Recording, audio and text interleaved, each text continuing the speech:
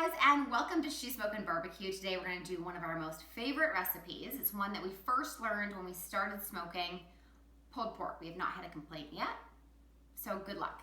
We're going to start with a 7-pound pork shoulder. This is a pork shoulder that we've already washed and dried, and in the interest of saving time, we've already seasoned it as well. But make sure that you are using one that you love. We use the bourbon molasses from Gourmet Grills, and we apply it super liberally in, around, every crevice. Get that going.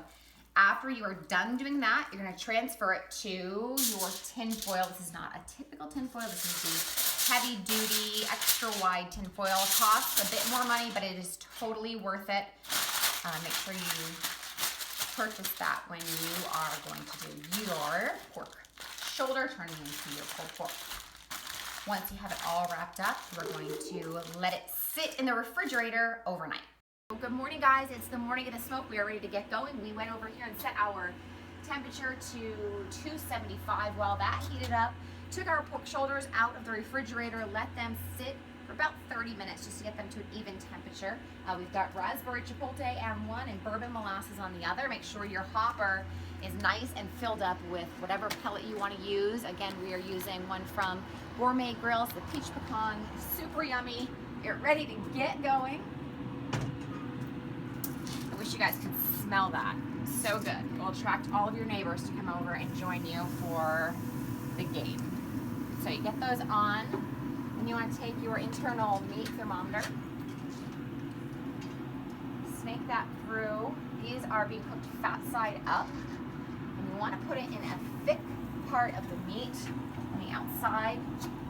Looks good, so that you can make sure that it's cooking to that internal temperature. Our goal is 160, and then we will get to step 2. Our temperature is now reached 163. 160 is our goal, so we're going to get this meat off of the smoker. We're going to pull out that thermometer. Not super hot, so don't worry about taking off the meat with just your bare hands.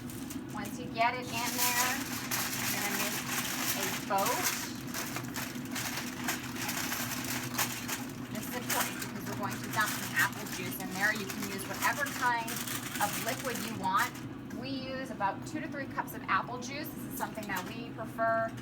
We've had a lot of success with it. We think that it makes the flavor just really brings out the flavors, I guess I should say, of the different spices that we use when we start. You'll keep that, get that covered all up. So make sure you have a piece of tin foil readily available. Again, this is that heavy duty tin foil we talked about last night. Important because it holds everything in. Once you get that on, we're going to put that temperature back into the top. Get that good in there. We're going to shut our smoker until that meat reaches 203, and then we'll go to step 3. Our internal temperature now reads 203. That was our goal, so we're going to take that meat off of the smoker. This time it's hot, so make sure that you have some mitts handy.